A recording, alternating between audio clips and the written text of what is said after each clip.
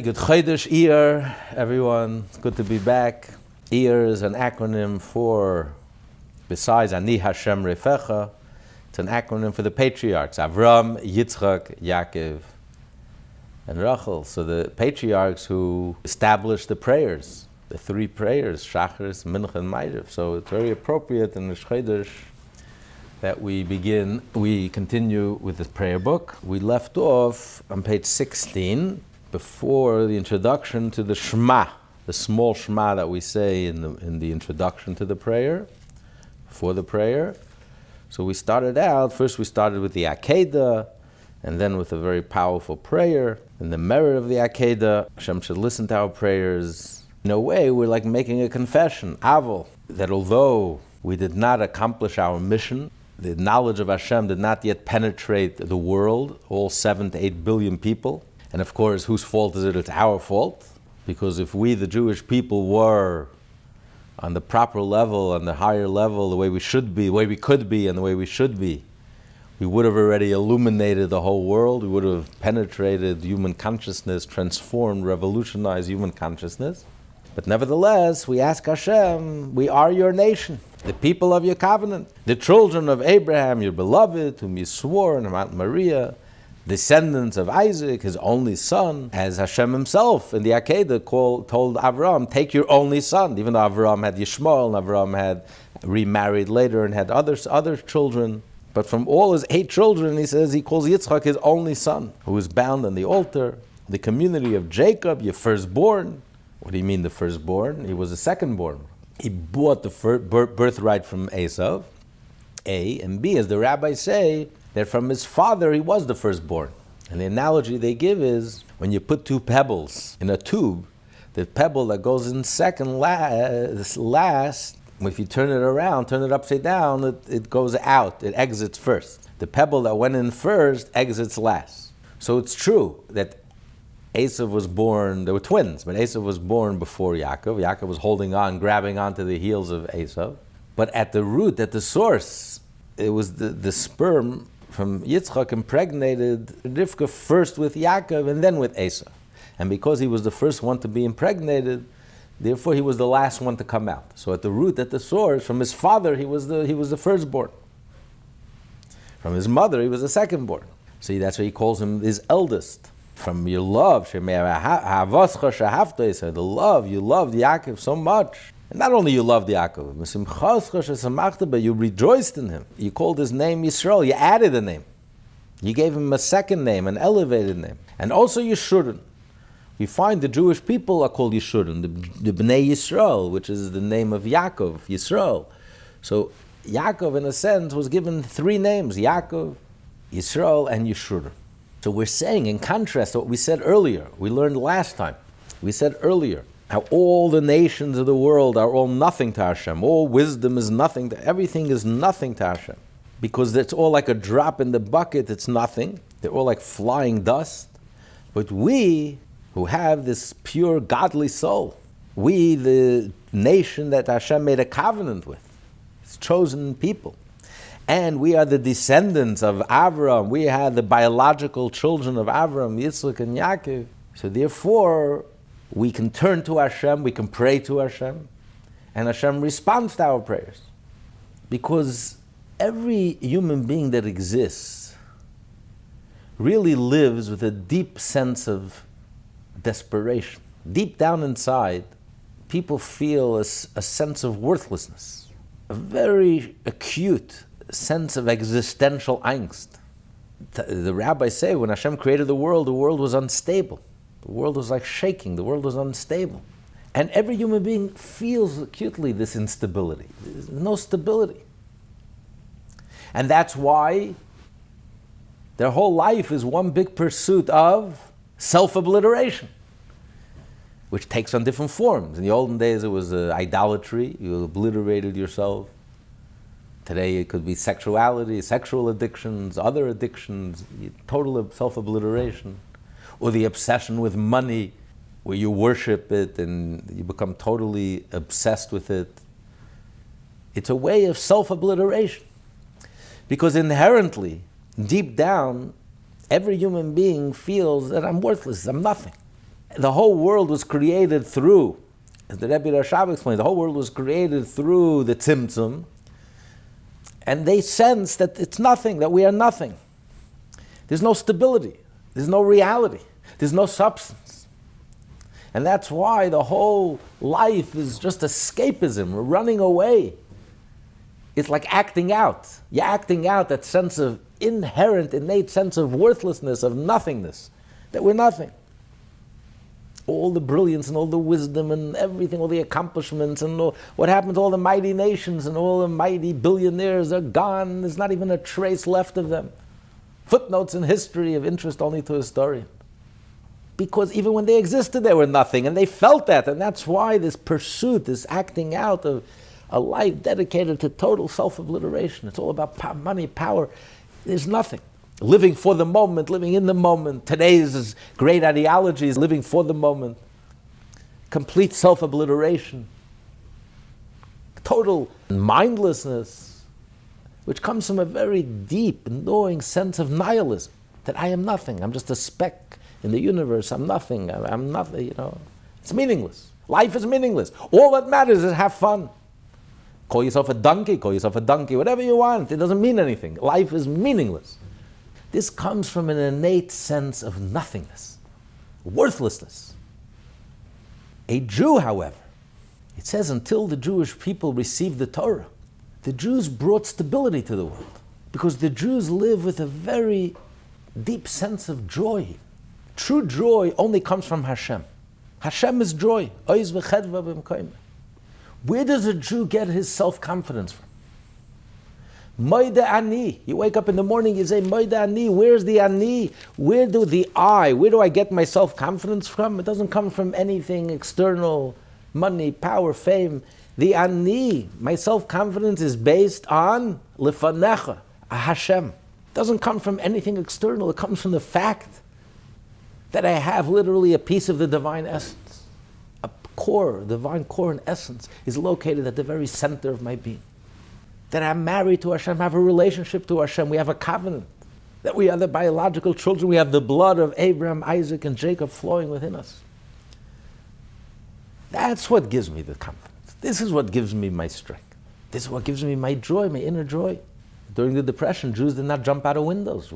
We suffered a lot worse than Depression. We had Holocaust, pogroms, order de phase, expulsion, extermination. Because our confidence doesn't come from anything external. That freedom, that connection is something we have in the inside. No one could touch that, no one could take it away from us. This is our ancestry. It's not we had a billionaire, that Abraham and Isaac and Jacob were billionaires, which they were, each and every one of them at a certain point in their life. Because their relationship with Hashem. So deep down inside is a very deep sense of serenity, of calm, of joy, of we're connected with Hashem. This is our claim to fame. This is what gives us courage and strength. This is what gives us the stamina and the energy, not only to survive, but to thrive and to grow and to expand, to continue. This is our motivation. This is why we jump out of bed in the morning. This is the foundation of our day, of our whole life, our whole existence. Aval Anachnu. What are we? What are we all about? What is our claim to fame? What is who we are? What is what gives us strength? What drives us? Raison d'etre is that we are the nation that you made a covenant with. And we are the children of Abraham, Isaac, and Jacob. What are these two aspects? You made a covenant with, and we are the children of Abraham, Isaac, and Jacob. The idea of a covenant is when two people make a covenant, that although their relationship now is beautiful, but they know there's going to come a time when the relationship will no longer make any sense. They'll fall out of love, they'll have reasons to want to sever the relationship. So you make a pact, you make an oath, you make a covenant that nothing will sever this relationship. Even if there will come a time when this relationship won't even make sense. But you commit yourself, it's a blood pact, you commit yourself that this is it and we're going to stay together no matter what. So what is the idea of Hashem making a pact with us? Because the whole relationship really makes no sense. Hashem has a relationship with us. It's like saying I have a relationship with an animal, I have a relationship with a stone. Could you be a king over animals? All your goats are going to say, we coronate you as our king. You're going to put a crown over your head. You're going to sit on a royal throne. You're going to feel like a king. Could you feel be a king over stones, gems, diamonds? I'm a king. There's no relationship. The distance between us and animals and us and diamonds and stones, you can't even compare it to the distance between Hashem and us. It's infinite. So how can Hashem have a relationship with us? We're completely insignificant. So whatever we do should not evoke any response from Hashem. So we coronate Hashem as King of the universe. So we act righteously. Who cares? What relevance does it have? It doesn't matter. It shouldn't matter. It doesn't make sense that it should matter. But that's a covenant. Hashem made a covenant that even though it makes no sense, this whole relationship makes no sense, but Hashem made a covenant. He bound himself to us. That our service to Hashem is significant to him, will be significant to him, and he will consider it significant. So every slight move of ours, we do the right thing, we overcome a difficulty, we overcome a challenge. It's hard for us to do the right thing. We push ourselves. It's hard for us to overcome a temptation, and we do the right thing. Hashem, it's so meaningful and significant to Hashem, not because inherently it's meaningful and significant, because Hashem made a covenant with us. And therefore, he chose that we should be, our service of Hashem in our lives and what we do should matter and should be significant. And because of this covenant, that's why we turn to Hashem. We have a right to pray to Hashem. Our prayers mean something to Hashem. Hashem responds to our prayers. He listens to our prayers. He's affected by how we feel and how our attitudes and our hope and faith and trust in him. He responds to it. Only because of that covenant that he made. And that's why we say, we are Amcha, your nation.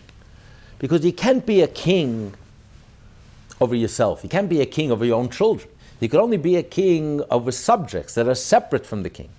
There's a relationship, the king is head and shoulders above the subjects, but they're in the same ballpark. They're both human, they're both in the same ballpark, so there could be a relationship. So, of course, a king can't be a king over his own princes, his own children, even his own ministers. You have to be king over subjects. So there's some relationship, but there's a distance, there's a separation. So we feel we're separate from Hashem. Although in reality, we're not separate from Hashem. In reality, we're not separate from Hashem at all. So in a way, it's like Hashem being king over himself. Could you be king over yourself? It also makes no sense. But we do feel and sense ourselves as being separate.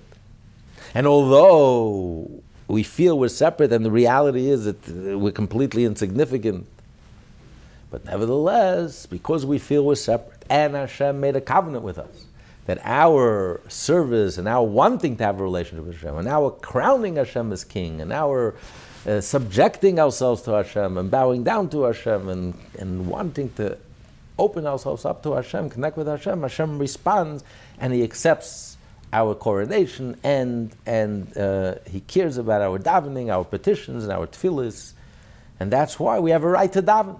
That's number one. But that's not enough. Because a covenant means that although inherently there's no real relationship, it's beyond, it doesn't make sense. But Hashem made a covenant, he made a pact, that it's a reality. But that would only work, a covenant is a two-way street, if we are truly serving Hashem. But what about when we're not serving Hashem? We're not behaving as we should behave. We're not behaving appropriately. Nevertheless, we're asking of Hashem that he should respond to our prayers, and he should respond favorably, even though we don't deserve it, we don't earn it. And it's a two-way street. Sometimes it seems Hashem is not behaving appropriately to his people. He's not fulfilling his promises to us. He's not treating us nicely. We're suffering too much. He's keeping us in exile for too long. It's not right. Will the God of justice not act justly? 3,333 years.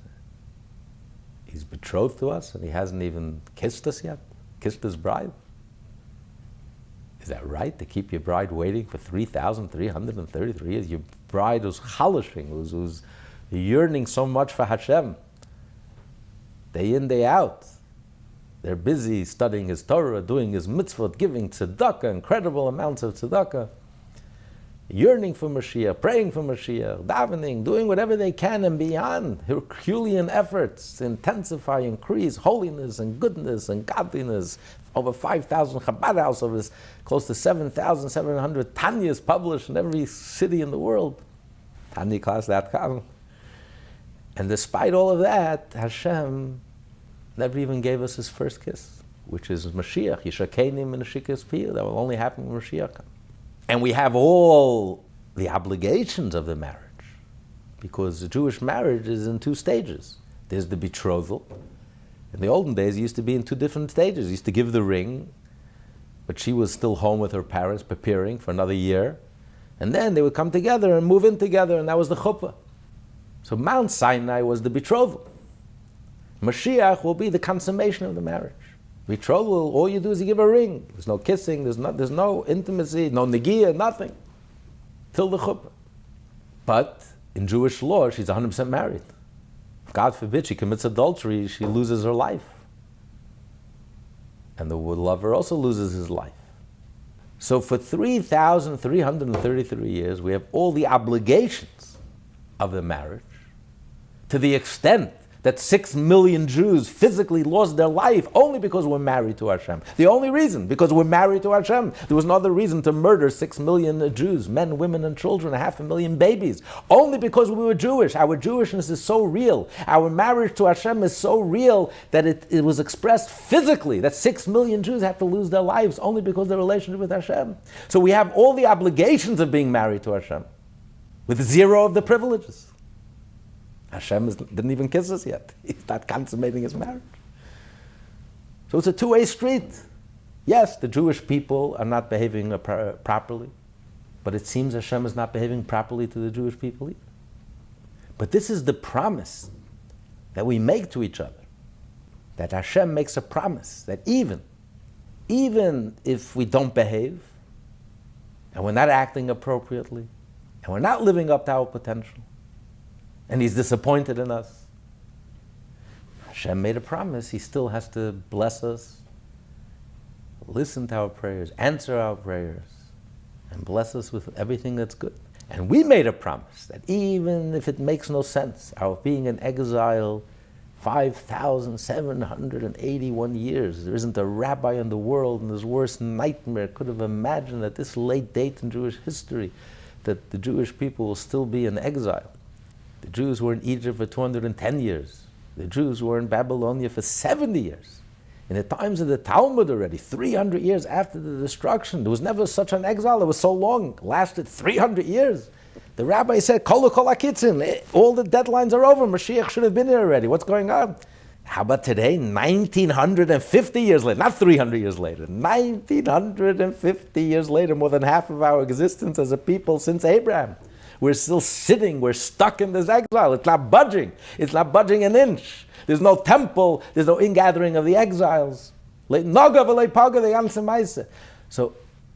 despite all of that, despite the Herculean effort of the Jewish people, the 7th generation, and still it seems like Hashem is not doing what Hashem needs to do and must do and should do this moment and bring Mashiach.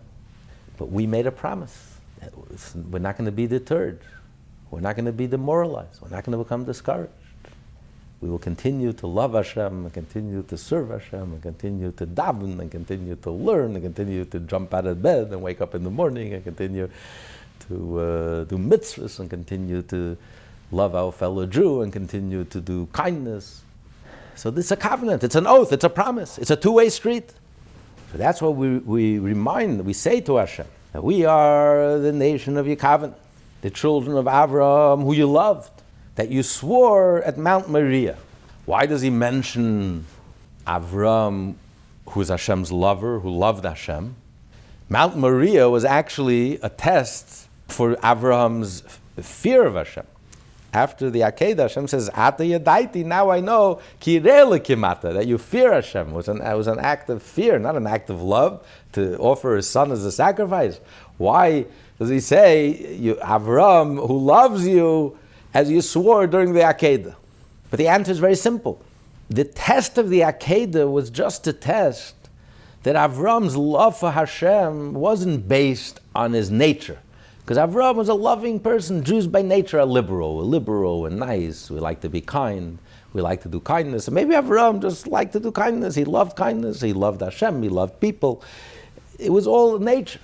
But the Akedah revealed when suddenly Avram was tested and asked to do something that went contrary to his whole nature, to every fiber of his being and every bone in his body. And not only didn't he hesitate, he didn't even think twice. He jumped up in the morning and did it with such joy and readiness. So that proved, that revealed that all along his service of Hashem, which was primarily love, kindness, achnasas erchim, and love, and he spread the love of Hashem to everyone, that it was not based on his own nature. It was totally pure and divine and godly. It came from an egoless place. It came from a godly place. It didn't come because he was a liberal and nice by nature and kind by nature. So that's why he says the Akedah. You swore to him by the Akedah because the Akedah revealed the source of Avram's true love, of Avram's true kindness and his liberalism and his kindness. It was based purely on godliness, on truth, and emes. And we are the children of Yitzchak. Yechida, Hashem calls his only child. Even though Avram had 8 children altogether. Right? Keturah, he had another 6 from Keturah, and then he had Yishmael. But Hashem tells Avram, take his binchas Yechidra, your only child. Also, he was unique. Yitzchak was unique. He was the only one of the patriarchs that couldn't leave the land of Israel. He was the only one of the patriarchs that Hashem associated his name with him while he was alive. Because he was so holy that even while he was alive, he was confident that he will remain holy. And he was the only one to live the full 180 years. Chai. And when Mashiach will come, it says we're going to say, the Jewish people are going to say to Yitzchak, you are our father. Not Avraham and not Yaakov. Because Hashem comes to Avraham and to Yaakov and he said, the Jewish people sin. So what's their response? Let them die and Kiddush Hashem, and that will atone for their sins. And Yitzchak stood up for the Jewish people. He says, no. He saw them as they are, that they're good. Avraham and Yaakov said, let them reveal the the depth of goodness that they have inside of them, which is in the moment of truth, when push comes to shove, when you have to give up your life for Hashem. And that will reveal how the Jewish people are good, and that will be an atonement for their sins. Yitzchak says, no. As they are, redeem them as they are.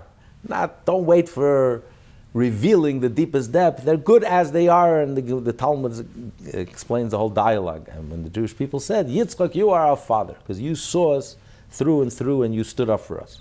So Yitzchak is unique. So we are the children of Yitzchak. He was tied. He asked to be tied. This was Yitzchak's idea. Because he was worried that human instinct, when the blade will come down, he'll defend himself. He won't be able to help himself. And therefore it will be a defective sacrifice. So he sacrificed himself and he asked to be tied. So this heroism, this courage, this total dedication to Hashem, the willingness to completely give up make the ultimate sacrifice for Hashem, this was epitomized by Yitzchak. We inherited from Yitzchak. We are his children. And we are the congregation of Yaakov, Bincha B'chayrecha, your oldest child. Because he bought the birthright, and also because he just revealed, by buying the birthright, he just revealed that in truth, he was really the firstborn. Because at the root, at the source, Yaakov is much more powerful than Esav. It appears to be that Esav is the firstborn. Esav is more powerful than Yaakov. The attraction to materialism seems to be a lot more powerful and overwhelming than the attraction to spirituality and godliness. The godly soul, represented by Yaakov, appears to be this whispering, edel, fine, whispering little voice of conscience that you can barely hear, versus the Esav represents the animal soul, represents all the guns blazing, glaringly loud, powerful. It's all around. Materialism is all around us. So it appears that Esav won the battle before it even starts. And he gets a 13-year head start.